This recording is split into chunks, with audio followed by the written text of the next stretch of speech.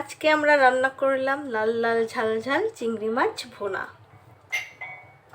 এই ভিডিওটা দেখতে হলে চলুন প্রথম থেকে শুরু করবেন ভিডিওটা দেখতে, নিশ্চয়ই আপনাদের ভালো লাগবে। আসসালামু আলাইকুম, আমি ইসরাত জাহান, হালাল বাইট অ্যান্ড ডিলাইট পেজ থেকে। আপনারা সবাই কেমন আছেন? আলহামদুলিল্লাহ আমি ভালো আছি। আজকে আবার একটা নতুন রান্না নিয়ে চলে আসলাম। আজকে আমরা চিংড়ি মাছ ভুনা করব। তাহলে চলুন শুরু করি। এখন পরিমাণ মতো রান্নার তেল দিয়ে দিচ্ছি।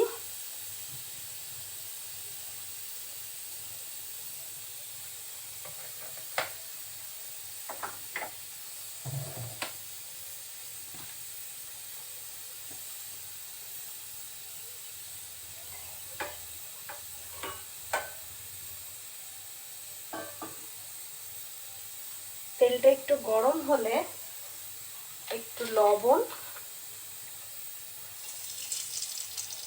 তেলের ভিতরে দিয়ে দিচ্ছি, আর একটু হলুদের গুঁড়া।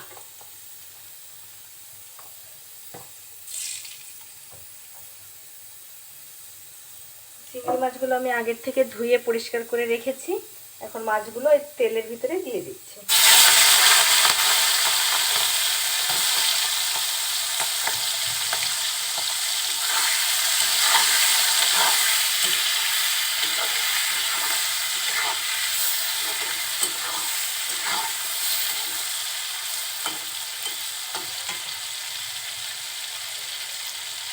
তেলের ভিতরে লবণ হলুদ দিয়ে চিংড়ি মাছটা খুব অল্প সময়ের জন্য এপিট ওপিট নাড়াচাড়া করব। বেশিক্ষণ ভাজা যাবে না, ভাজলে চিংড়ি মাছটা শক্ত হয়ে যাবে।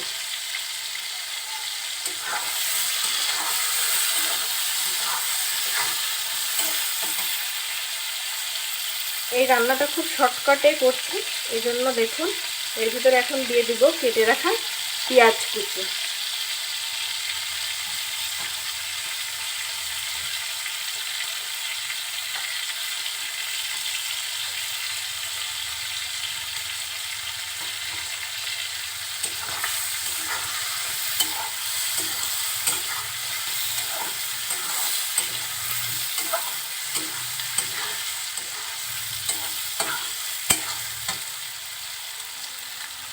পেঁয়াজ দিয়ে খুব ভালোভাবে নাড়াচাড়া করে নিব।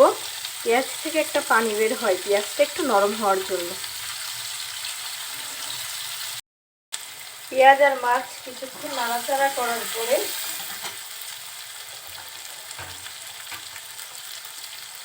এর ভিতরে এখন বাটা মশলা দিব। আদা বাটা, রসুন বাটা,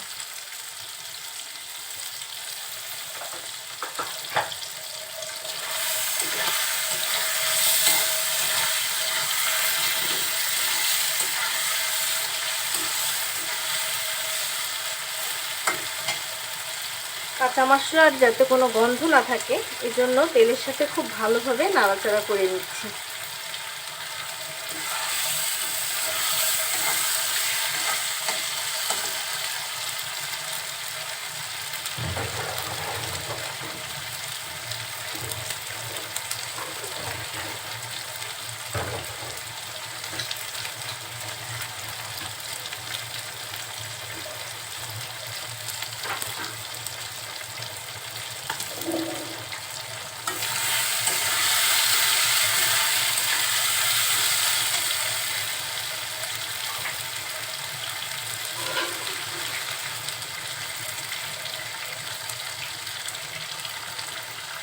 খুব ভালোভাবে নাড়াচাড়া করার পরে অল্প পরিমাণে পানি দিচ্ছি।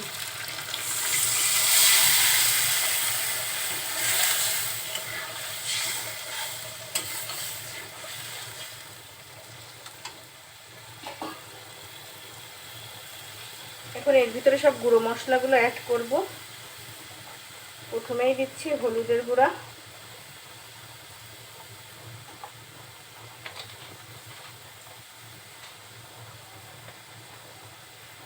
লবণ,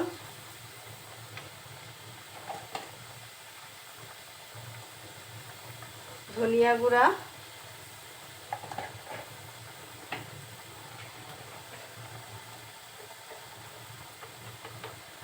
জিরা গুঁড়া,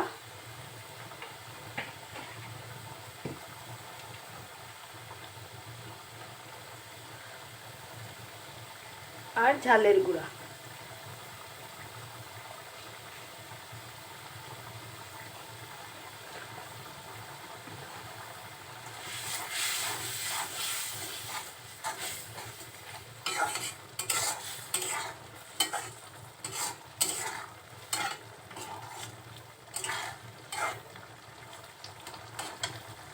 সবগুলো মশলা দেওয়ার পরে একটু ভালোভাবে নাড়াচাড়া করে কিছুক্ষণ ঢেকে রান্না করব।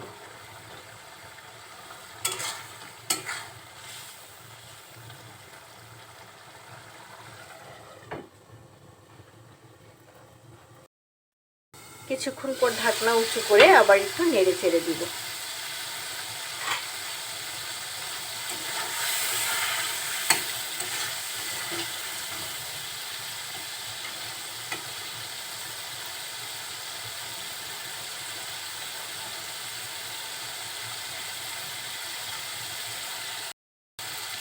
চিংড়ি মাছ ভুনাটা আমার হয়ে আসছে।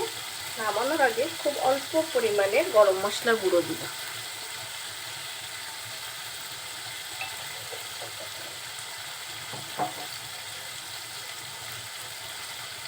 এই সহজ রান্নাটা যদি আপনাদের ভালো লেগে থাকে, লাইক কমেন্ট শেয়ার করবেন, অনুরোধ রইল। সবাইকে অনেক ধন্যবাদ দিয়ে আজকে এখানেই শেষ করছি। আল্লাহ হাফেজ।